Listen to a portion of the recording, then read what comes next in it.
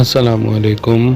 حکومت پنجاب کی طرف سے ایلیمنٹری اور سیکنڈری سکولز میں طلباء کے الیکشن کرانے کا ٹاسک دیا گیا، جن میں طلباء کی مختلف تنظیمیں صدر، جنرل سیکرٹری اور دیگر عہدوں پر الیکشن کروائے گئے۔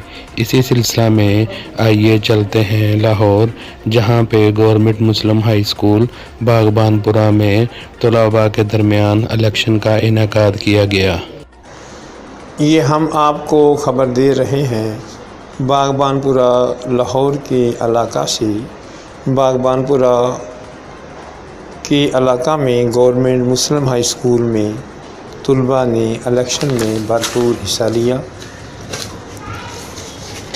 چیف الیکشن کمشنر طارق عزیز صاحب اور دیگر اساتذہ کرام، ڈاکٹر احمد علی، قاسم زیدی، انور بلوچ، مرزا سرور، آفریدی خان، عتیق الرحمان، ناظم علی، افضل علی، محمد امین نے الیکشن کے حوالہ سے تمام فرائض احسن طریقے سے سر انجام دیے۔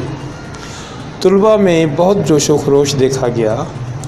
امیدوار طلباء کلاسوں میں جا کر اپنی اپنی کیمپین کرتے رہے اور ہر امیدوار نے اپنے اپنے انتخابی نشان کے فلیکس اٹھائے ہوئے تھے اور طلباء کو موٹیویٹ کرتے رہے۔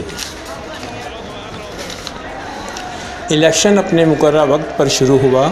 طلباء میں جہاں پر جوش و خروش دیکھا گیا، وہاں پر طلباء میں صبر و تحمل بھی دیکھا گیا۔